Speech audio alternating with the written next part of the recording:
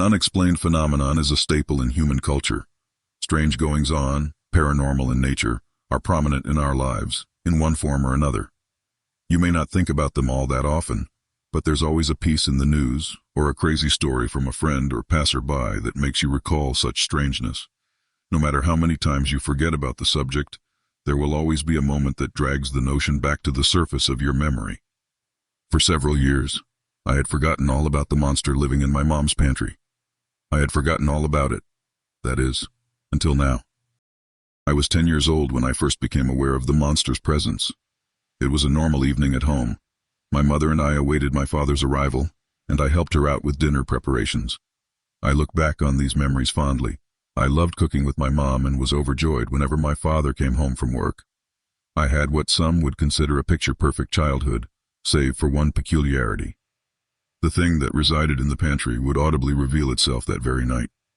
While cutting up vegetables for my mom's famous beef barley soup, I heard a scratching at the pantry door. Startled, I jumped, nearly cutting off one of my fingers in the process. My mom looked over at the pantry and then to me with a concerned smile. I looked to her for answers, utterly baffled by the noise. There it goes again, scratching at the pantry door. "What is it, Mom?" I asked. "I'm not too sure, sweetie, but it's been here ever since we moved in. Sometimes it scratches at the door, other times it will knock food off the pantry shelves.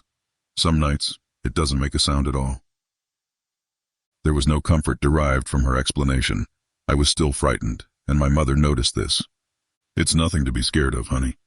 "Is it something bad?" I asked. "No, of course not." Just then the scratching recommenced. I jumped a second time. My mother then walked over to the pantry door. "Here, look." She opened it up as the scratching continued. Once the door was completely ajar, the sound ceased. "See, sweetie, there's nothing to be worried about." Despite my mother's comforting words, my 10-year-old heart couldn't help but race with fear. In the coming years, I continued to help her cook, but I never once set foot back in that pantry, convinced that the thing living in there was a monster, out to get me. This fear was kept alive by the scratching that would interrupt otherwise happy moments. I ignored it the best I could, but sometimes I would have to leave the kitchen. Eventually, the sound stopped altogether. It's now been many years since then, and both of my parents have passed away. In their wills, I was left everything, including my childhood home. It took me a while to come to terms with their deaths and move back in, but I eventually accepted the situation and embraced the living space where I grew up.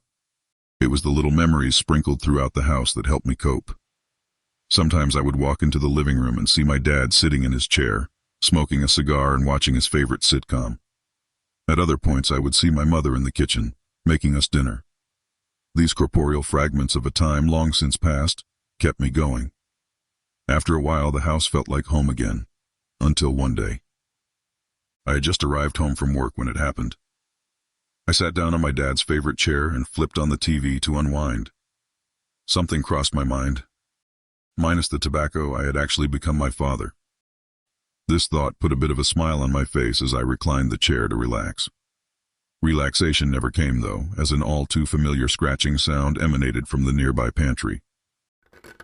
My smile quickly vanished. I jumped up and ran to the kitchen to investigate. The scratching continued and increased in volume. I stared at the door, hoping an answer would jump out at me, but also hoping whatever was inside wouldn't do the same. Without many options at my disposal, I was forced to open it. Much to my anticipation, the noise ceased, and I found nothing behind the door but some empty shelves and an old broom. This was the same thing that happened when my mother opened the door many years ago. I was no longer a frightened child, but the sound's return was still unnerving. At least it was at first. After a while it became nothing more than a bothersome fixture in my otherwise normal days. Whenever I came home from work, woke up in the middle of the night, or sat down to watch television, that terrible scratching would invade my ear space, not stopping until I opened that damned pantry door. This routine continued for over a year. One night, however, everything changed. I had just gotten home from a long day of work and flung myself into the comfort of my bedsheets. I wanted more than anything to drift off into a peaceful slumber, hoping the day's troubles would melt away in the form of happy dreams and restful sleep. Unfortunately for me, the moment my head hit the pillow, the scratching started up once more. I groaned in anger, not wanting to leave my bed for anything, much less that damn noise. Because of this, I made the mistake of not getting up right away. I hit my internal snooze button and allowed myself to drift off for a few moments. When I came to, something was amiss. I didn't notice it at first, but the unsettling silence made way for a startling revelation. The scratching had stopped. How strange. It's never stopped on its own before. Perplexed, I jumped out of bed and ventured downstairs to investigate. What I saw upon entering the kitchen alarmed me. The pantry door was wide open. That can't be. It was definitely closed when I got home earlier. Turning the light on only revealed the usual empty shelves. It wasn't until my hand met the wood of the door that I noticed something unusual. Embedded in the hard oak were deep gashes, claw marks that covered the entire bottom half of the door. Those weren't there before. What the hell is going on? My childhood was beginning to catch up with me. Memories of the pantry came bursting through the floodgates, the scratches, the nightmares, the fear. But I wasn't a child this time, and I wasn't going to let a little superstition get the better of me. It was just a raccoon or a large rat, that's all. At least, that's what I told myself. I scoured the house for nearly an hour, ignoring my fast-beating heart the whole time. Whatever escaped from the pantry was nowhere to be found. As I stepped back into the kitchen to close the door and call it a night, something stopped me in my tracks. A shadowy figure raced across my field of vision and into the pantry. Crack! The pantry door shut on its own, shaking the walls around it. A bone-chilling vibration reverberated throughout the entire house in an instant, and was then followed by an eerily dead silence. My heart sank to my bowels. I was officially rattled. Running on pure instinct, I grabbed the heaviest things I could find and piled them in front of the door, including my dad's old chair. Once satisfied with my blockade, I raced upstairs, locked my bedroom door, and jumped underneath the sheets. I was a kid again, scared shitless of the monster living in my mom's pantry. After the fear and adrenaline tapered off, I managed to get a little bit of rest. My late-night adventure had come to an end. I woke up the next morning in denial, a defense mechanism of a mind bruised by fear. Pretending nothing happened the previous night, I went about my morning routine as normal. After breakfast, I was able to walk right past the pile of crap in front of the pantry without flinching. I even ignored the scratch marks on my front door as I left for work. Everything was fine. There was no monster. No supernatural entity taking over my home. That was absurd. It was just a raccoon. A very large raccoon. The lies only lasted for so long. Driving away, the terror set back in, sending me into a desperate frenzy of distress and unease. Though distracted by my strange predicament, I managed to make it to work in one piece. Work brought me no solace. All I could think about was what awaited me at home. I was on edge, and my boss noticed this. He asked if I needed to leave early and get some rest. I practically shouted the word no at him, begging him to let me stay. I wanted to be away from that house for as long as I could. Though confused by my unorthodox behavior, my boss obliged. I might have been able to stay at work, but I had to clock out eventually. The day went by far too quickly, and before I knew it, I was back home, sitting in my driveway, dreading the thought of opening the front door. Because of this, I sat in my car for a while, attempting to come up with a plan of action. What do I do? Who can I tell? Where will I stay? The question swirled around my tired mind until I shut my eyes and took a deep breath to relax. The weariness caught up with me in this moment, causing me to drift off into a stress-induced coma of sorts.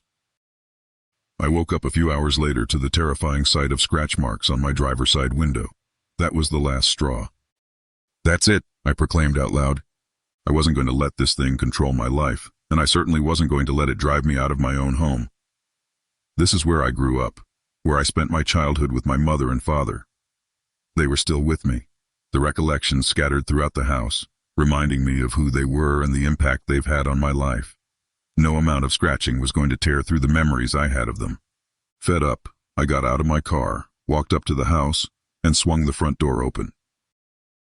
I was greeted with the sound of scratching, but this time it was louder than it had ever been before.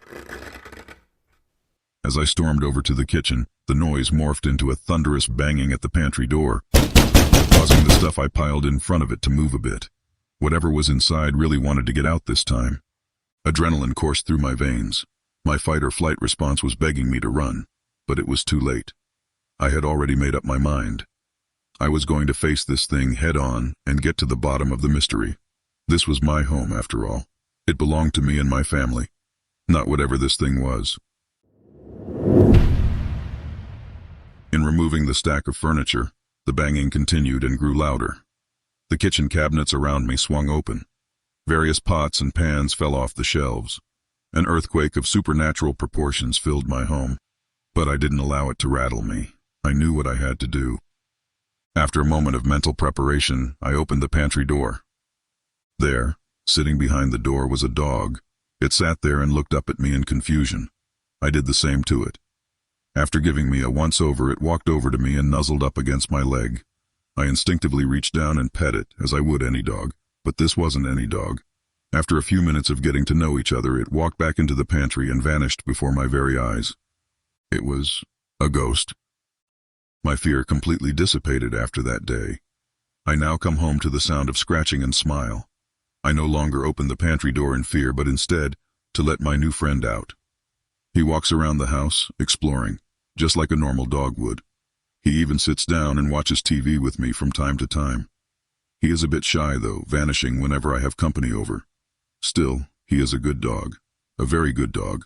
I assume he belonged to one of the many owners of the house, seeing as it had been built long before my parents moved in. I guess he just couldn't let the place go. Neither could I. A few weeks of bonding later, and I realized that I didn't have anything to call him by. I walked over to the little guy and pet him on the back of his neck. That was his favorite spot. I thought about it for a moment and then came up with the perfect name. I will call you Monster.